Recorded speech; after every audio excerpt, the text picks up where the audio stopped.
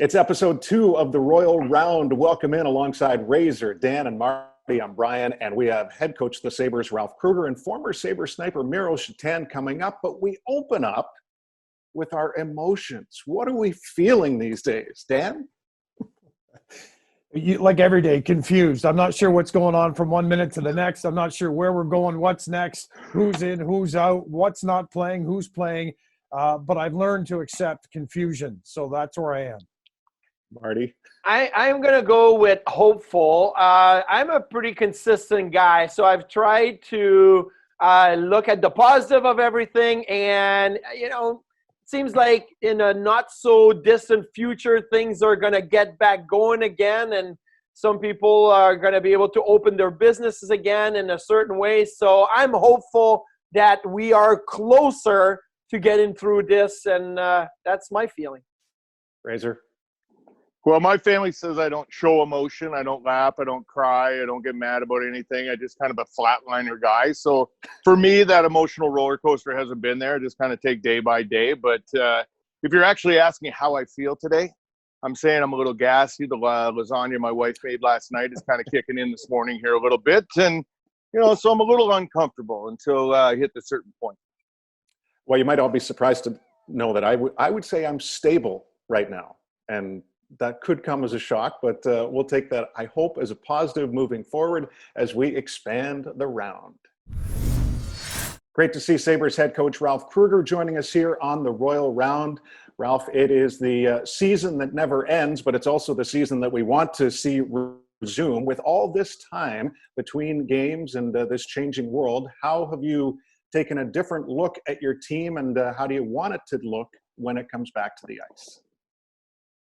Yeah, we've really been communicating in a good way using exactly this platform, Zoom. We've had coaches meetings since we stopped the season, and we've added the players into the mix a couple of weeks ago. We've gone through all the guys, touched base with them in their homes, and we're starting to build towards the future, whatever that should be. We are especially concentrated on keeping connected right now, and that's gone real well. Who's got the best beard of all the players right now? Actually, the best beard is on the staff right now with Rich.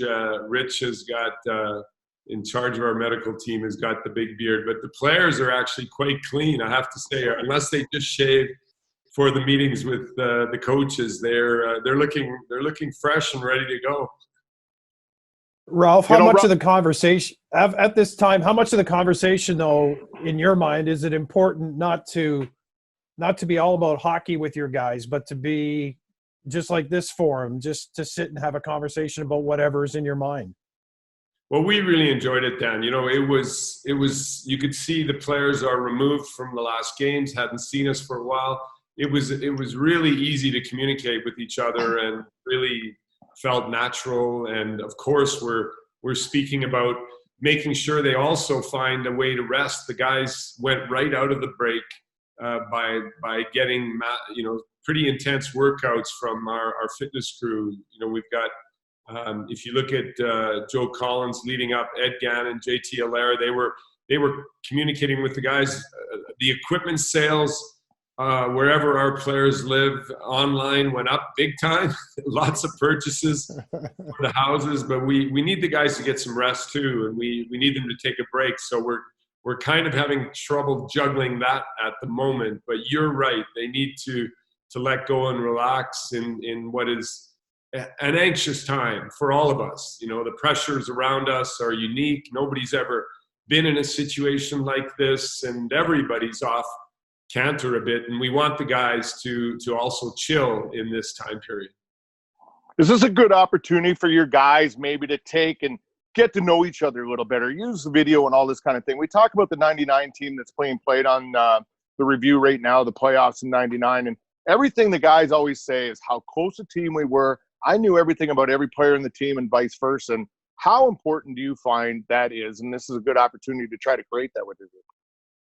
Yeah, there's no question that the guys are communicating in a different form, and we all know players are scattered around in Europe and North America. But the beauty of the communication technology today is it's so easy to stay connected and to deepen your knowledge of each other. So, I feel this group is close. We aren't happy where we were when the season paused, but we believe in the culture that we have, and we can feel it when we communicate with the guys. It's very, very good the way they're all staying connected, and we're excited whenever we get the call to go back at it with this group. It is a good group of guys, which you all know. You're all interacting with them. We've got that. Now we just got to take our game to another level. But they are definitely getting to know each other. They're definitely, exchanging a lot of jokes with each other and trying to keep it light. And Jack's got the music search going on, best band in rock and so on. Lots of fun things happening. Well, we'll see what former Sabre Miroslav Šatan would have to say about that as he comes in. Of course, as part of our 50th anniversary season, we've talked a lot about great players in franchise history. Miro's a top 10 goal scorer, of course, and ultimately a Stanley Cup winner with the Pittsburgh Penguins. Miro, how are you? I'm good. How are you guys? We're very good. You see your old friend here, Ralph Krueger? Hey, Miro. Yes. Glad to see him. Yeah. Hi, Ralph. How are you? I'm good, Miro. How are Ingrid and the kids? How's life right now? Well, just like everybody else, we've been in quarantine over the month, and right now we're trying to, start working as normally, and go to the town sometimes, like once or twice a week, and yeah. All the restrictions are a little easier now, so we're trying to get back into normal. Hey, Miro, everybody's trying to pick up new hobbies. Is Ingrid teaching you how to sing opera in these times? Because you have plenty of time to work up your voice, your singing voice. Yeah, I wish I can do that, guys, but I never even start trying. So I know that's something I wouldn't be good at, and if I had a time for any hobby, then definitely now golf course is opened up here in Slovakia finally last week. So I'm thinking about playing my first round this year. So, but singing, that's something I know I'm not good at, and I'm not gonna try. Miro, how did you get connected with Ralph? When was your first meeting? I think it was over the phone, if I remember correctly. And Franz Reindl, who was our team president for Team Europe, called me, and we were talking about some names. And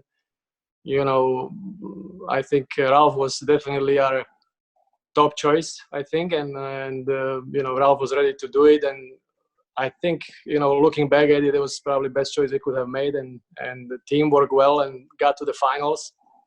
And, I think Raul had his experience from both sides of ocean, and he knew how to connect European players into the North American style hockey and make them work together. And even they were from all kinds of different countries.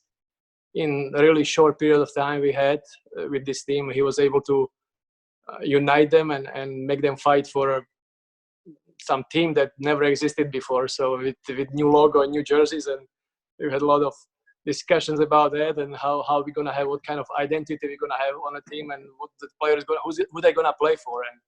And we had different, like maybe 8 countries on a team, and little groups of players, but I think Ralph was, experienced leader, and he was able to do the miracles, and I don't think anybody else would be able to, in such a short period of time, to do such a great job with the team. Ralph, what maybe impressed you about Miro, the way he ran himself in the management side of this team?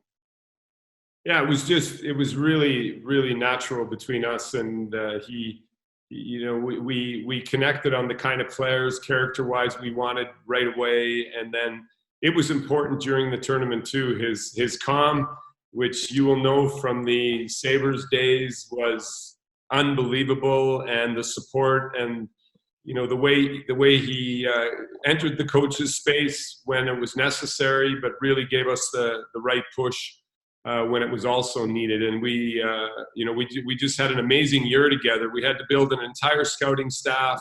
We got to know the Team Europe candidates like nobody else knew them. And then the training camp process, we went through some bad adversity early on, getting whacked by the young Team North America and and it was just we kept everything simple, and we always had a smile on our face and enjoyed every single day that we had together. It was an amazing journey. And as Miro said, it was not an easy project to manage from scratch to finish. And it's possible it's a team that is a one-off, might never happen again, Miro, because we might have done too good. And some of the big boys that we knocked out on the way didn't do us any good, did it, Miro? Not at all.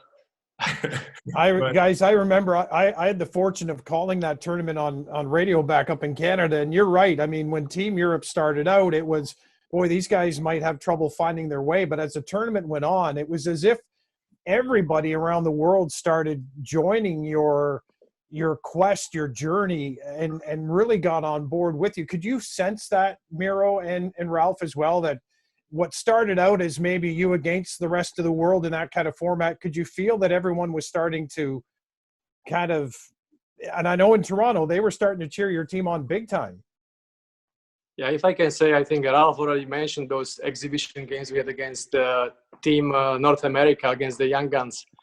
And I knew that we have an older team, and I remember from my career, like younger guys, they working out whole summer and they ready to play right away. First day they come back to the ice, and the older guys, which was basically our team, was mostly older guys who had some experienced veterans. I knew they're not gonna be ready at the beginning, and I kind of knew we're gonna probably lose the first game, and I also wished for it, but I didn't expect we're gonna lose also second game. But they beat us twice, and it was kind of a little bit negative feeling on the team, but I said, this might be the best thing that happened to us, because these young guys, these veterans, these are older guys, and they're not gonna take that lightly. It's gonna cut into their pride, and they're gonna respond. And I think that third exhibition game we played Sweden and beat them, and that was the point where we turned the things around. And I think then we had very, very successful, smooth tournament, and team was getting better game by game. Do both of you think that the World Cup will return? Yeah, I mean, I think in some form it's an excellent platform, because it always takes place at a time when every single player is available for the national teams. And one of the weaknesses of the World Tournament is that you are missing some of the stars at the tournament. I would say that the Olympics are, of course, the one event that's grand, but the World Cup, when it was timed at that time of year, you had everybody coming in fresh and healthy, and it was, from our experience, Miro, we thought it was a fabulous platform. The players had a lot of fun, and the level of hockey and the quality of the game was really, really high.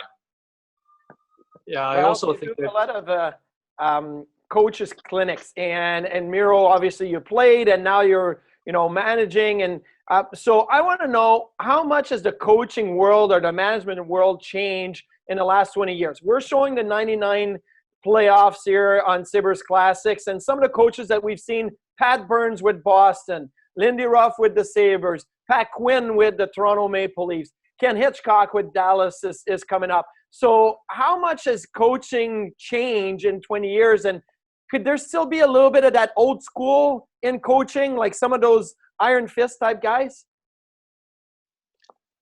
Well, I think Ralph can answer these questions better than me. He's been coaching, a long time, and probably seen the changes firsthand. But from my standpoint, I think times have definitely changed, and I felt as a player that sometimes different approach was needed than just hard-nosed, maybe yelling or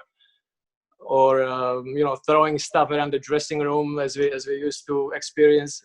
And I think now, after 20 years since that, I think now many organizations and many coaches understand that there has to be different approach.